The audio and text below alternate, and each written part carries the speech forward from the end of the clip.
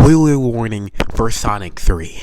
The peakest of all Sonics. You have 5 seconds. 5, 4, 3, 2, 1. Look, it's so peak. Mind you, not even mind you, actually, just going straight into it, the first half of the movie is a little tame. There's fighting almost immediately. Literally, the first scene, I think, is technically a fight scene. Shadow breaks out of a prison. He's essentially in Alcatraz, but way cooler looking. And he's out of there. He goes straight to Tokyo. It's Alcatraz, but Tokyo, which I think is pretty funny considering that Japan's already an island. But the point is, he goes there and he starts doing some chaos. He's doing some stuff. He is free and he doesn't care anymore. And also Gun, which is people who actually kidnapped him this time. Well, really? I forgot how Sonic Adventure 2 Shadow worked. Yeah, I'm a fake fan. Anyways, Shadow's, he's imprisoned. He's let free by, we find out later to be, Gerald Robotnik, as in the grandfather of Robotnik. But I don't want to talk about the whole plot of the movie, mainly because, watch the movie. I want to talk to you about the peakness that is some fight scenes. That being essentially the first encounter with Shadow versus the team, and then we're going to skip all the way to the end, actually. First encounter, we get a whole lot of references to Sonic Adventure 2 cutscenes and just general cutscenes from those game series, because, Shadow absolutely milli rocks. Not actually milli rocks like Gogeta does, but, he just destroys them immeasurably, actually, and it's pretty sad to see. And I will say, Sonic personality is not quite what we want it to be. I think we got one more good movie. Hopefully by halfway through Sonic 4, maybe even the start of Sonic 4, we can finally get our cocky Sonic, because we do need that. Tails' personality is exactly where I think it needs to be. Knuckles, I would prefer for smart, but at the same time, money's money, so you gotta have the dumb one, right? So hopefully when Sonic isn't also one of the dumb ones, they can fix that. But either way, it doesn't really matter to me because Shadow is peak. He's voiced by the same guy who is John Wick. I'm blanking on the name right now, which is gonna be even worse to me later down the line. But you know him. You probably love him. I don't think he's done any bad voice work yet. So Keanu Reeves is his name. Yep, there we go. I was actually trying to stay on the topic that long so I could get to his name. But again, we're gonna skip all the way to about halfway through the movie. You see, Shadow does a lot of damage. He's the whole entire time he faces zero problems. He's just trying to get it done. He is trying to help Gerald Robotnik. He's trying to get him to essentially steal this giant plane from Gun. Well, it's a spaceship and it has a giant laser. And initially, they said they're just going to destroy Gun headquarters. We found out later, because Evil Robotnik wants to help his grandfather, he was like, okay, I agree, let's destroy Gun. Let's be a father-son duo. Nope. It turns out Gerald actually wants to destroy the entire planet, including them. So he wanted to use the giant spaceship laser cannon to destroy the Earth, and hopefully destroy himself and Shadow with them. Because he's suicidal. That's gonna get me. What am I talking about? He's trying to destroy the planet, and I didn't like. It's actually insane how emo, and how dark that actually is. Gerald's suicidal, and Shadow is okay with committing suicide as long as he gets revenge on Gun for sort of killing Maria. And segue, actually, the killing of Maria is the biggest letdown in the movie. I'm not gonna say I'm a horrible lunatic, but the whole gang was trying to see Maria get shot here. I think it'd be pretty funny if they stayed accurate to that scene, and also it's kind of a little accurate.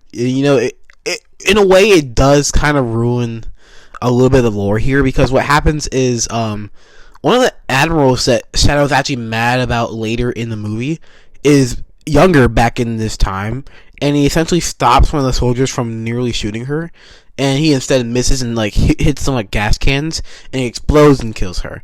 And it knocks her back. You still have the body there. There's no wounds or crazy. She's just dead. but like she has like ashes on her face. It's like the lightest way for someone to die, which is funny considering how Gerald died by being essentially zapped like a mosquito. Anyways, the death wasn't that bad, and I was so sad. It's good there. It's just like. It's an opportunity, I guess. But don't worry, there's so much more fan service that you will not care by the end of the movie. I promise you won't care. You'll be like, dang, she didn't do that exact same thing? Who cares? It's still peak. Because that not being there doesn't matter. Emo Shadow is Emo Shadow. Very good to watch. And, of course, Jim Carrey is great as two Eggmans. Very funny guy. Very funny guy. But to the meat and potatoes, now that we're 5 minutes, 40 seconds in, I've just lost all chance of getting actual, views. Sonic and Shadow both go supersonic. They both go supersonic.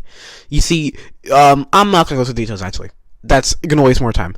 They go supersonic, and Sonic first beats up, at least he tries to use supersonic to attack Shadow. Shadow just punches Supersonic out of Sonic. First interaction. Insane work. They both run towards the Chaos Emerald, the Master Emerald, to, try and get, Supersonic, because Shadow's like, wow, you're hiding that, huh? I want that. So then they both just run for it, and they both get Supersonic. But now that Shadow has Supersonic, he's like, hold on. Low-key, it's over now. And it's not, actually. Funnily enough, essentially, Shadow is stronger than Supersonic and Base Sonic, but weirdly enough, now they're both supersonic. Sonic's better. He's just better. So what happens is he gets Millie rocked. Again, not literally, but absolutely destroyed. Sonic's punching this man to different continents, and it's pretty sad to see for Shadow. He gets knocked out, and long story short, Sonic punches Shadow to the moon. Yeah, to the moon. The moon, very Saitama-esque. He goes to the moon, and he's about to, do the finishing job on Shadow, probably kill him. But then Shadow's like, do it, blah, blah, blah, blah. But we get a little back flash, what is it called? You get it. What's his name? David Donut Lord. He is a cutscene. He's like, nah, you should be a good person, Sonic. Sonic's like, oh wait, I gotta be a good person. And Sonic and Shadow have a good heart-to-heart on the moon, look at the stars, and they're like, okay, we want the same thing. We kind of want peace on Earth and all that. We want to have good lives, or whatever. I forgot what they said, because immediately following that conversation is Sonic lifting up Shadow with one of his hands, then using the other hand to dap him up, while simultaneously turning Supersonic and Super Shadow at the same time. I can't tell you how peak that scene was. I can tell you the audience reaction. It was... But, just imagine that 10 times louder. And, yeah, it was very good. Very good. Very peak. Anyways, yeah, don't even worry. Live and Learn was playing. And then we see the coolest ending to anything ever. But we're not going to talk about that ending. We're instead going to flip all the way back to the first cutscene. There's two of them. But I'm only going to do but one, because the second one's kind of there. The second cutscene, I'm not going to talk about it. First cutscene, 3, 2, 1, go. Amy is in the game now. Amy's here. Amy actually stops Sonic from getting attacked by Metal Sonic. Metal Sonic's, and let me just tell you, the Metal Sonic looks so good here. All the models for the show universe, this whole thing, they look good.